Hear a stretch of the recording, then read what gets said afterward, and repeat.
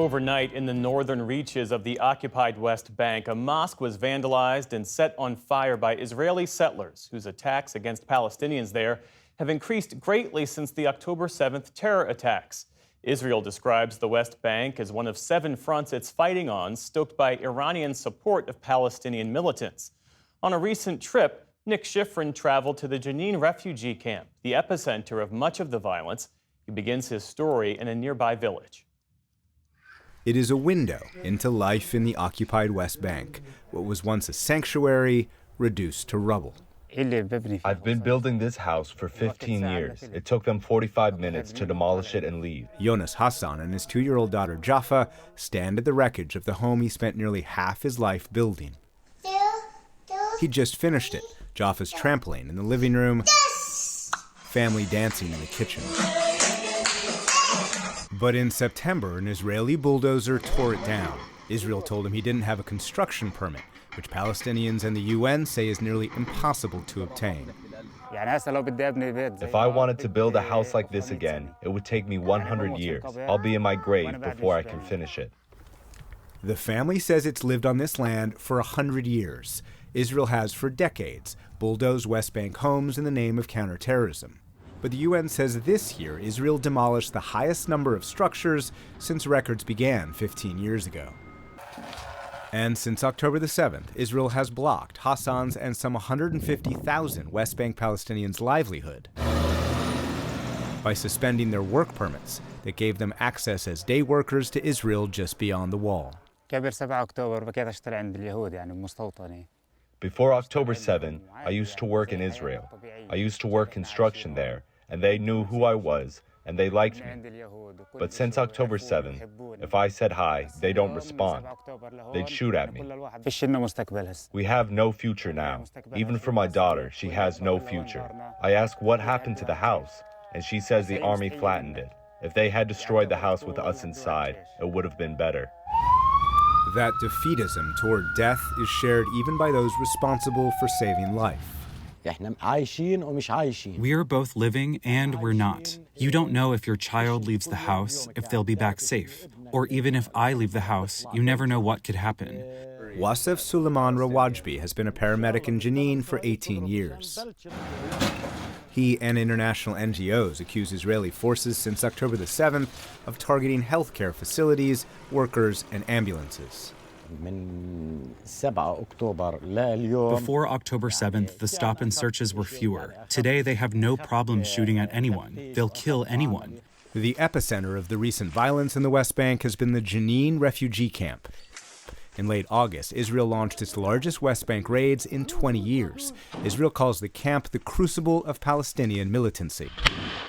Another round of raids last month targeted what Israel labeled terrorists who'd attack Israeli settlers and soldiers.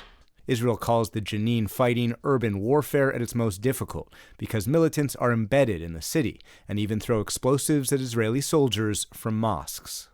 The Israeli military campaign here has intensified, using tactics that used to be unheard of, airstrikes. This is a mosque in the Jenin refugee camp hit by Israeli jets. And locals tell me they're not going to rebuild it because they fear that if they did, Israel would hit it again. The UN established the camp and others like it for Palestinians forced from their homes during Israel's independence in 1948. At first, it was controlled by Jordan, who's been occupied by Israel since 1967. Today, some 14,000 of their descendants live here, and it has among the highest rates of unemployment and poverty across the West Bank. The people are living in a sort of tough situation, a stressful situation. There's been increasing pressure on people during this time. Sheikh Ismail Abdel Fattah Jaradat is one of the imams at the main refugee camp mosque. He says the toll on West Bank civilians since October the 7th has been high. The UN says at least 730 have been killed, including 3 children every week. Israel's recent Jenin raids left dug-up roads and burned in bullet-marked homes. It is no place to grow up or to parent, says Jaradat. They're growing up around pressure and terror and killing. So of course they're going to grow up abnormally, with abnormal thoughts. During the last invasion, where the army came in around 11, right in the middle of the day. I had to go pull my son out of school. And the scene there was terrified parents, worried for their children. When the army comes in during this time, it's intentional to terrorize people. Israel argues the terrorism is Palestinian. Last week, Israelis who established settlements in the West Bank held a funeral for a 12-year-old killed by a Palestinian at a bus station. And in early October, Israel says Palestinians from the West Bank attacked this train station south of Tel Aviv and killed at least 7 people, their bodies left on the sidewalk. West Bank is one of the 7 fronts that Israel fights against the axis of resistance led by Iran. Asaf Arayan is a retired Israeli brigadier general whose last job was leading the Israeli Defense Forces strategic planning. Now he's a fellow with the Washington Institute of International Peace. We spoke when I returned from the West Bank. The job there is to keep the situation relatively stable and keep terror down. So a famous Israeli term for that was mowing the lawn. Since tall grass allows the snakes to proliferate, you go after explosive laboratories, you go after bands of armed gunmen. Jenin's militants are an umbrella of armed groups that today are supplied by weapons, including these from Iran. They target Israel and the Palestinian Authority that governs part of the West Bank. This past weekend, Palestinian police fought militants in Jenin in an operation the Palestinian Prime Minister called an attempt to re-establish law and order.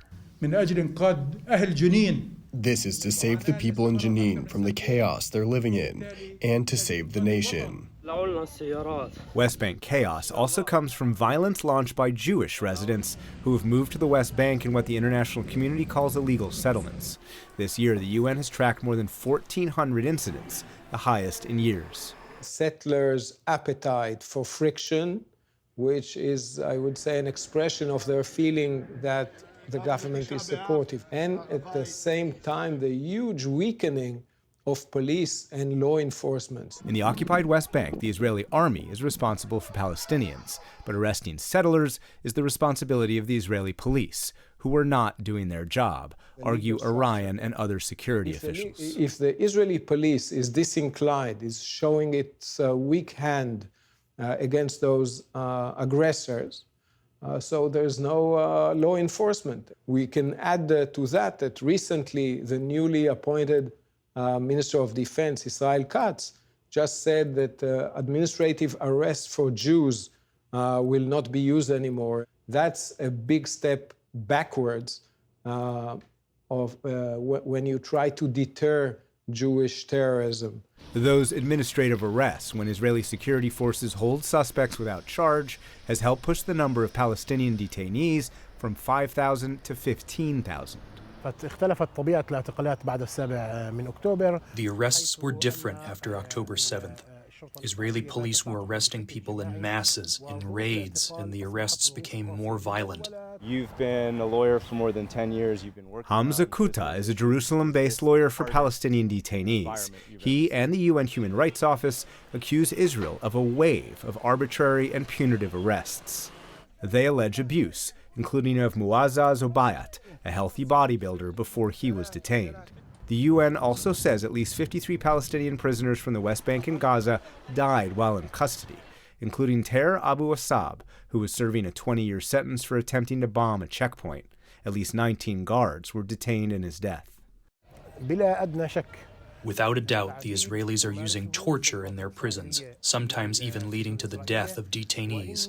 They were tortured, mattresses taken away, leaving them in the cold. They were also subjected to psychological and mental torture by staying in the dark and lessening the amount of food they were given.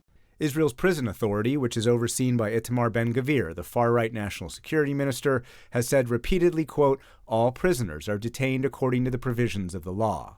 But Ben-Gvir has publicly feuded with Israel's other security agencies, which have criticized prison conditions. I am surprised by my misfortune in recent days. I have dealt with the question if Palestinian prisoners should have a fruit basket or not. And I say Palestinian prisoners must be killed, shot in the head. All of this adds up to tensions remaining high. The Israeli-Palestinian conflict is not on a reconciliation path. There's not a political process in sight. And so the cycles of violence will continue. For the PBS NewsHour, I'm Nick Schifrin in Jenin.